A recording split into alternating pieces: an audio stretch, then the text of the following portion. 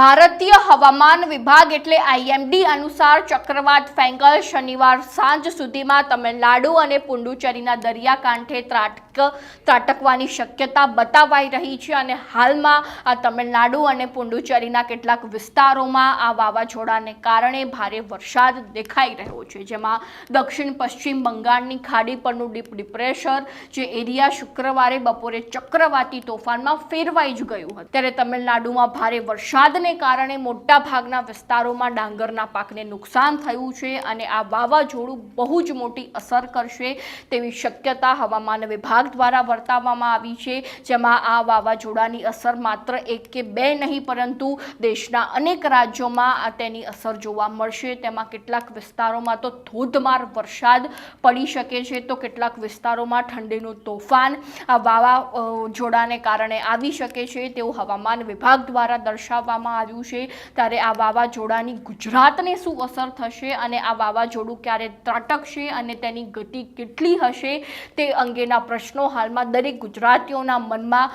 દેખાઈ રહ્યા છે, તો એ અંગે આપણે આજે જાણી લઈશું કે ખરેખર શું ફેંગલ વાવાઝોડાની અસર ગુજરાતમાં થશે કે કેમ। ફેંગલ વાવાઝોડાને કારણે હાલમાં હવામાન વિભાગ દ્વારા તમિલનાડુમાં રેડ એલર્ટ જાહેર કરવામાં આવ્યું છે, જેમાં ચક્રવાતી તોફાન ફેંગલ શનિવારે બપોરે પુડુચેરી નજીક પહોંચવાનું હતું અને હાલમાં જે છે તેની અસર પુડુચેરીના આજુબાજુના વિસ્તારમાં દેખાઈ રહી છે અને તેના કારણે લોકોને ઘરની અંદર રહેવાની સલાહ પણ ત્યાંની સરકાર દ્વારા આપવામાં આવી છે, જેમાં ગઈકાલે એટલે કે શનિવારે અહીંની તમામ શાળાઓ અને કોલેજો પણ આ ફેંગલ વાવાઝોડાને કારણે બંધ રાખવામાં આવી હતી અને હાલમાં પણ આવતા સમયમાં કદાચ એવી શક્યતાઓ દેખાઈ રહી છે કે આ ફેંગલ વાવાઝોડાને કારણે આવતા સમયમાં પણ શાળાઓ અને કોલેજો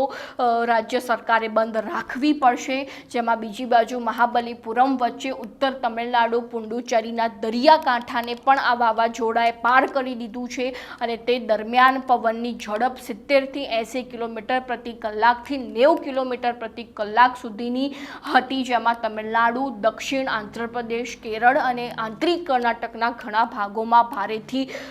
અતિ ભારે વરસાદને ધ્યાનમાં રાખીને રેડ એલર્ટ જાહેર કરવામાં આવ્યું છે, જેમાં ભારતીય હવામાન વિભાગ અનુસાર ચક્રવાત ફેંગલ તમિલનાડુના ચેંગલપટ્ટુ, વિલપ્પુરમ, પુડુચેરી તેમજ માયલાથુરાઈ તેમજ તિરુવરનાગપટ્ટમ, પુડુચેરી અને કરાઈકલમાં ગંભીર સ્વરૂપમાં જોવા મળી શકે તેવી આગાહી હવામાન વિભાગ દ્વારા કરવામાં આવી છે। તેમજ તે વિભાગ દ્વારા વધુમાં જણાવવામાં આવ્યું છે કે આ વિસ્તારોમાં રેડ એલર્ટ જાહેર કરવામાં આવ્યું છે, જેમાં બીજી બાજુ બંગાળની ખાડી પરનું ડીપ ડિપ્રેશન 30 નવેમ્બર એટલે કે ગઈકાલે તમિલનાડુ અને પુડુચેરીના દરિયાકાંઠાના વિસ્તારોને પાર કરી ચૂક્યું છે અને જેના કારણે આગામી 2 થી 3 દિવસ તમિલનાડુમાં ભારે વરસાદની સંભાવના વ્યક્ત કરવામાં આવી છે અને આગામી 24 કલાકમાં પણ ડેલ્ટા જિલ્લાઓ જેવા કે ચેંગલપટ્ટુ અને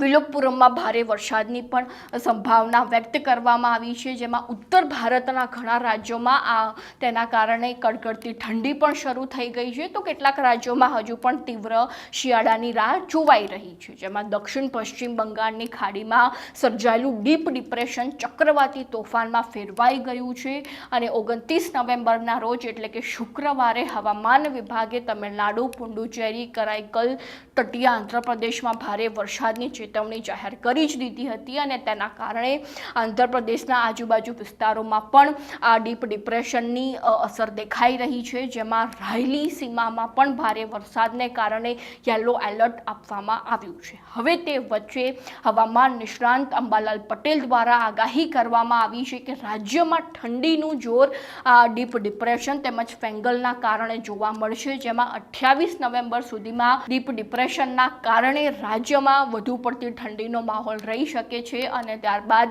2 ડિસેમ્બરથી બંગાળની ખાડીમાં વધુ એક ચક્રવાત આવવાની આગાહી અંબાલાલ પટેલ દ્વારા કરવામાં આવી છે, તો 15 થી 17 ડિસેમ્બરમાં ગુજરાતમાં વાદળછાયું વાતાવરણ રહેવાની પણ શક્યતા અંબાલાલ પટેલ દ્વારા વર્તાવવામાં આવી છે, જેમાં 22 ડિસેમ્બરથી ભારતના ઉત્તરીય પર્વત પ્રદેશોમાં હિમવર્ષા થશે અને 28 ડિસેમ્બરથી ગુજરાતમાં હાડ થીજવતી ઠંડી પડશે, એટલે કે ગુજરાતીઓએ હવે જો તમે સ્વેટર બહાર નથી કાઢ્યા તો મહેરબાની કરીને સ્વેટર બહાર કાઢી લેજો, કારણ કે ડિસેમ્બર મહિનો ગુજરાત માટે અત્યંત ઠંડો રહેવાનો છે. અને બીજી મહત્વની વાત તો એ છે કે આ ફેંગલ વાવાઝોડું કે ડીપ ડિપ્રેશન જે છે તે ગુજરાતને કોઈ મોટી એવી ખાસ અસર નહીં કરી શકે તેવી શક્યતા હાલમાં દેખાઈ રહી છે. અને ભગવાન ન કરે, અને આ તો કુદરત છે, ક્યાંક નાની મોટી અસર પણ રાજ્યમાં થઈ શકે છે, પરંતુ એના કારણે જે મોટી હોનારત સર્જવાનો મોટો પ્રશ્ન આપણને દેખાઈ રહ્યો હતો તે હાલમાં તેની શક્યતાઓ નહીં જોવા મળે તેવું હવામાન વિભાગ દ્વારા જણાવવામાં આવ્યું છે. તો હવે જોવું રહ્યું કે રાજ્યમાં કોઈ આગામી સમયમાં માવઠાની શક્યતા રહે છે કે કેમ. તો આવી જ નવી માહિતીને જાણવા માટે ફોલો કરતા રહો ન્યૂઝ રૂમ.